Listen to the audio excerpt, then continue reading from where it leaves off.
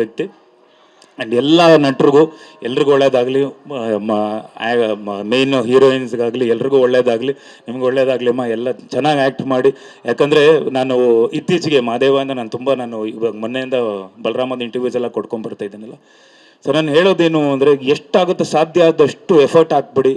Method actor ಆಗಿ, ಯಾವುದು ಫೋನ್ಗಳನ್ನ ಇಟ್ಕೋಬೇಡಿ ಜೊತೆಲಿ.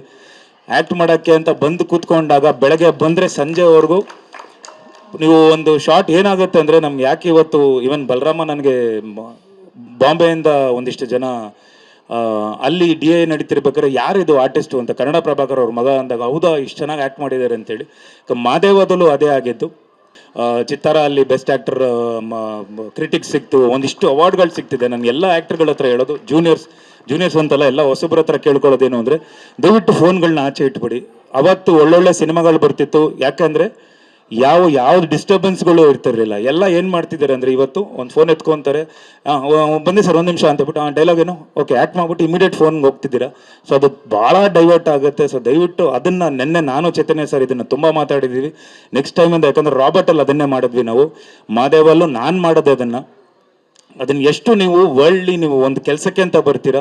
ಸೊ ಕೆಲಸಕ್ಕೆ ಅಂತ ಬಂದಾಗ ಮೇಕಪ್ ಆದಮೇಲೆ ಸಾಧ್ಯ ಆದಷ್ಟು ಕ್ಯಾರವಾನ್ಗಳನ್ನ ಬಿಟ್ಬಿಟ್ಟು ಸೆಟ್ಟಲ್ಲೇ ಇರಿ, ಸೆಟ್ಟಲ್ಲಿ ರಿಹರ್ಸ್ ಮಾಡಿ, ಎಲ್ಲ ಆರ್ಟಿಸ್ಟ್ಗಳ ಜೊತೆ ಬೇರೆರಿ, ಕೂತ್ಕೊಳ್ಳಿ, ಮಾತಾಡಿ. ಆದಷ್ಟು ಸಿನಿಮಾ ಕಟ್, ಆಮೇಲೆ ಕ್ಯಾಮ್ರಾ ಕಟ್ ಅಂದಮೇಲೆ 1000 ಇರುತ್ತೆ ಮಾತುಗಳು. ಆ ಸಿನಿಮಾ ಬಿಟ್ಟು ಬೇರೆ ಏನೂ ಮಾತಾಡಬೇಡಿ. ಸಿನಿಮಾದಲ್ಲೇ ಇದ್ದಾಗ ನಿಮ್ಮ ಕಂಫರ್ಟ್ ಝೋನ್ ಬೆಳೆಯುತ್ತೆ. ನಾನು ಇದೊಂದು ಒಬ್ಬ ಸೀನಿಯರ್ ಅಂತ ನಾನು ಹೇಳ್ತಿದ್ದೀನಿ. ಸೊ ಅದನ್ನು ನೀವು ತಗೊಳ್ಳಿ ಆ್ಯಂಡ್ ಆ್ಯಕ್ಟ್ ಮಾಡಿ. ಸಿನಿಮಾ ಬಿಟ್ಟು 6 ಗಂಟೆ ಮೇಲೆ ನಿಮ್ಗೆ ಯಾರೂ ಕೇಳೋರು ಇರಲ್ಲ. ಸೊ ಚೆನ್ನಾಗಿ ಆ್ಯಕ್ಟ್ ಮಾಡಿ, ಬೆಸ್ಟ್ ಕೊಟ್ಬಿಡಿ. ಯಾಕಂದರೆ ಹಿಸ್ಟ್ರಿಯಲ್ಲಿ ಹೋಗುತ್ತೆ ಒಂದೊಂದು ಸಿನಿಮಾ. ನಿಮ್ಮ ಬೆಸ್ಟ್ ಎಷ್ಟು ಕೊಡ್ತಿರೋ ನಾಳೆ ದಿನ ಅದು ಜನ, ನೀವು ಎಷ್ಟು ಇಂಟ್ರೆಸ್ಟ್ ಕೊಟ್ಟು ಕೆಲಸ ಮಾಡ್ತಿರೋ ಅಷ್ಟೇ ಇಂಟ್ರೆಸ್ಟ್ ಕೊಟ್ಟು ಜನ ನೋಡ್ತಾರೆ. ನಾವೇ ಇಂಟ್ರೆಸ್ಟ್ ಇಲ್ಲದೆ ಸಿನಿಮಾ ಮಾಡಿಬಿಟ್ಟು ಜನ ಬಂದು ನೀವು ಇಂಟ್ರೆಸ್ಟ್ ಆಗಿ ನೋಡಿ ಅಂದರೆ ಯಾರೂ ನೋಡಲ್ಲ. ಒಂದು ಸಿನಿಮಾ ಗೆಲ್ಲಬೇಕು ಅಂದರೆ, ಆ ಸಿನಿಮಾ ಪ್ರಚಾರ ಆಗಬೇಕು ಅಂದರೆ ಸಿನಿಮಾನೇ ಪ್ರಚಾರ ಮಾಡ್ಕೊಳ್ಳುತ್ತೆ. ಯಾಕಂದರೆ ಆ ಸಿನಿಮಾ ಅಷ್ಟು ಚೆನ್ನಾಗಿದ್ರೆ ಜನರನ್ನ ಒಳಗಡೆ ಕರ್ಕೊಂಬರುತ್ತೆ. ಅದು ಈಗ ಸಿನಿಮಾ ಕೆಲಸ ಮಾಡಲಿ. ಆ್ಯಂಡ್ ಮದರ್, ಆ ಟೈಟಲ್ ನನಗೆ ತುಂಬ ಇಷ್ಟ. ನನಗೆ ನನ್ನ ಜೀವನದಲ್ಲಿ ನನಗೆ ಭಾಳ ಇಷ್ಟವಾದ ವ್ಯಕ್ತಿ ಅಂದರೆ ನನ್ನ ತಾಯಿ. ಆ ತಾಯಿ ಸ್ಥಾನ ತುಂಬಿರೋದು ನನ್ನ ಹೆಂಡತಿ ನಿಶಾ ಅವರು. ಸೊ ಅವರು ಯಾವಾಗಲೂ ನನ್ನ ಅಮ್ಮ ಅಂತಲೇ ಕರಿತೀನಿ ಅವ್ರನ್ನ. ಯಾಕಂದರೆ ಆ ಒಂದು ಟೈಟಲ್ ನೀವು ಇಟ್ಕೊಂಡು ಬರ್ತಿದ್ದೀರಾ. ನಮ್ಮ ತಂದೆಗೂ ತುಂಬ ಫೇವ್ರೆಟ್ ಟೈಟಲ್ ಮದರ್ ಇಂಡಿಯಾ ಅಂತ. ಅದರಲ್ಲಿ ಅರ್ಧ ನೀವು ಟೈಟಲ್ ಇಟ್ಕೊಂಡಿದ್ದೀರಾ. ಒಳ್ಳೇದಾಗಲಿ ನಿಮಗೆ. ನಮ್ಮ ತಂದೆಯವರ ಆಶೀರ್ವಾದನೂ ಇರಲಿ, ಇಡೀ ಕರ್ನಾಟಕದ ಆಶೀರ್ವಾದ ಇರಲಿ.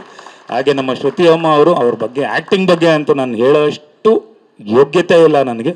ಬಟ್ ಅವರು 100% ಕೊಡ್ತಾರೆ ಈ ಸಿನಿಮಾಗೆ. ನಿಮ್ಮೆಲ್ರಿಗೂ ಹಾಕಿರೋ ಬಂಡವಾಳ ಎಲ್ಲ ವಾಪಸ್ ಬರಲಿ. ಎಲ್ಲ ಮಾಧ್ಯಮ ಮಿತ್ರರು ಖಂಡಿತ ಒಂದು ಒಳ್ಳೆ ಸಿನಿಮಾಗೆ ಸಪೋರ್ಟ್ ಮಾಡ್ತಾರೆ ಅಂತ ನನಗೆ ಗೊತ್ತು.